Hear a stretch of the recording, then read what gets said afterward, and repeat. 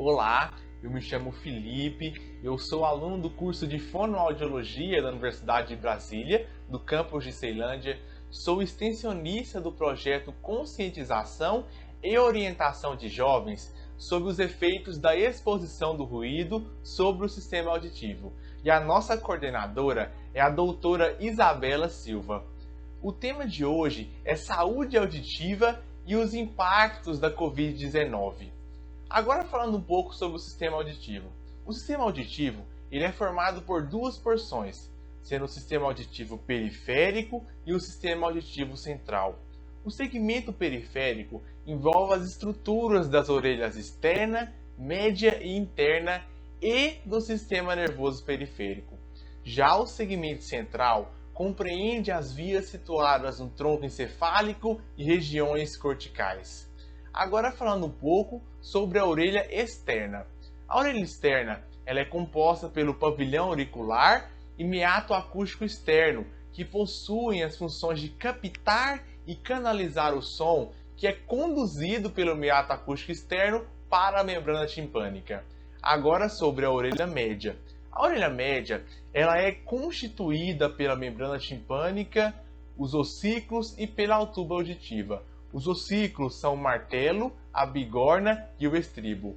As funções dela envolvem captar as vibrações do som e transmitir aos ossículos, que por sua vez transmitem para a orelha interna e através da tuba auditiva equalizar a pressão da orelha média com a pressão ambiente. Agora sobre a orelha interna. A orelha interna é formada pela cóclea, vestíbulo, canais semicirculares e nervo vestibular e coclear, que compõem o nervo auditivo. E tem as funções de conservar o equilíbrio a partir do líquido localizado nos canais semicirculares e pelo nervo auditivo, que capta as informações e enviar as informações ao cérebro. Agora falando um pouco sobre tudo como funciona. O som ele é captado pelo pavilhão auricular, segue em direção ao meato acústico externo até a membrana timpânica. A entrada do som faz com que a membrana timpânica vibre e ao mesmo tempo movimente os ossículos, o martelo, a bigorna e o estribo. Essa movimentação dos ossículos possibilita a transmissão de ondas sonoras da orelha externa para a orelha interna. O movimento do líquido dentro da cóclea é detectado pelas células ciliadas e conduzido ao cérebro através do nervo auditivo. Os estímulos são convertidos em impulsos nervosos e seguem em direção ao córtex cerebral. É com o auxílio do córtex que ocorre o processamento, decodificação e interpretação de tudo aquilo que ouvimos.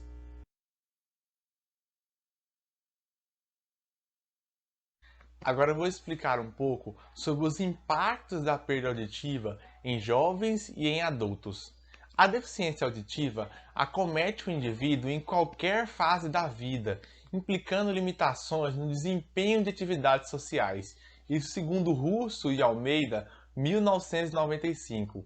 Ela pode ser classificada quanto à sua forma de manifestação, origem e gravidade, de acordo com os graus leve, moderado, severo e profundo. E as alterações da audição que ocorrem após o nascimento são ocasionadas por fatores genéticos ou não.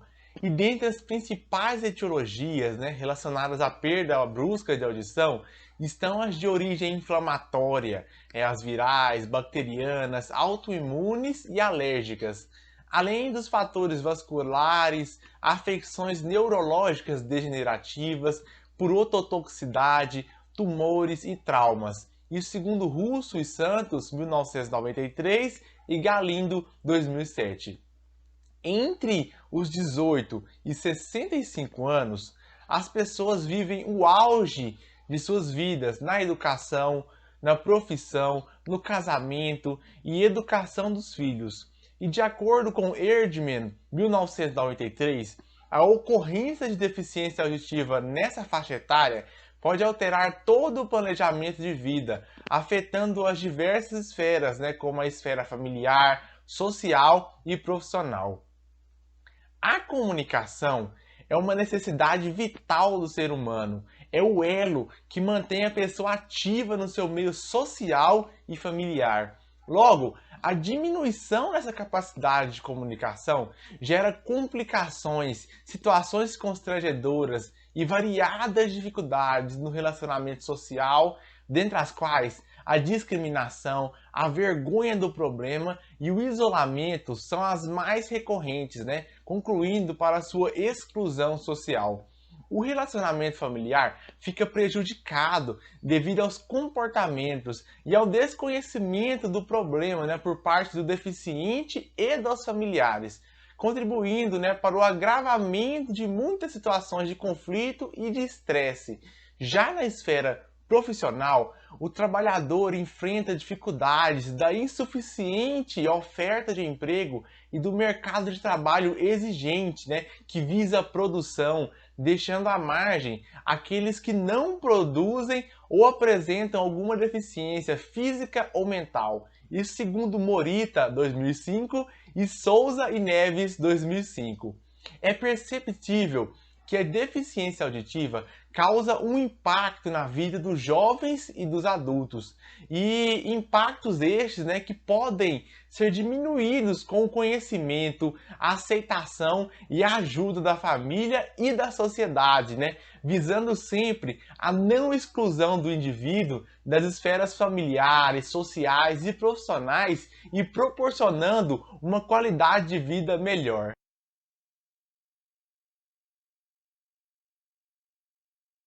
Agora eu vou falar um pouco sobre o uso de fones de ouvido, a intensidade, o tempo, o efeito do som em ambientes ruidosos. Os fones de ouvidos intra-auriculares, que são esses fones de ouvido, eles possuem uma vedação de borracha ou silicone, o que pode trazer uma melhor qualidade do som e conforto. Em contrapartida, eles são inseridos dentro do canal auditivo e a proximidade os tornam mais nocivos para a audição, devido a um aumento da pressão sonora sobre a membrana timpânica. Os fones de ouvido auriculares, que são esses fones de ouvido, eles não possuem vedação, o que faz com que o som fique prejudicado e assim a tendência é aumentar o volume. Eles são inseridos próximos à entrada do canal auditivo e são os mais comuns, pois geralmente são eles que vêm nos celulares. Já os fones supra-auriculares, eles possuem uma melhor qualidade do som, que são esses fones de ouvido, pois eles são abafados e devido a uma ótima vedação. Eles não tocam diretamente o canal auditivo e são posicionados sob a orelha, o que reduz a pressão sonora sobre a membrana timpânica. Já os fones circumaurais, eles cobrem toda a orelha, pois são maiores, e eles impedem que os sons externos entrem pelo fone, pois possuem uma vedação completa. Eles possuem um som de alta qualidade e no momento atual, eles são os fones mais recomendados para a audição. Aqui em cima eu vou mostrar uma tabela com os limites de tolerância para o ruído contínuo ou intermitente. Algumas estratégias para evitar ou reduzir os problemas auditivos causados pelos fones são diminuir o volume, fazer pausas no período de uso, evitar usá-los em locais barulhentos e não passar no nível recomendado que vem no celular e utilizar os fones mais apropriados a cada ambiente ou situação. Se uma pessoa usar um fone de ouvido com 80% do seu volume, para sua segurança auditiva, ela deve usar os fones de ouvido por no máximo 90 minutos por dia, recomenda Fligor. E deve-se abaixar o volume quando você tem dificuldade de entender o que outra pessoa está falando, quando você aumenta a sua voz para falar com alguém e quando a pessoa que está ao seu lado consegue ouvir a música que você está ouvindo. Em relação ao efeito do som em ambientes ruidosos, para evitar danos, recomenda-se usar fones de ouvido com cancelamento de ruído, ou seja, os fones de ouvido que protegem o ouvido de receberem uma alta quantidade de som externo. E isso faz com que diminua o volume nos fones. Já em ambientes silenciosos, o fone de ouvido, eles pode ser de qualquer tipo, pois não tem ruído competitivo e o volume será controlado. Se forem usados os intra-auriculares ou auriculares, é recomendado que as pessoas usem os dois lados do fone ao mesmo tempo, para que se evite o aumento do volume para auxiliar na compreensão do que se escuta, além de não sobrecarregar um único ouvido com essa estimulação.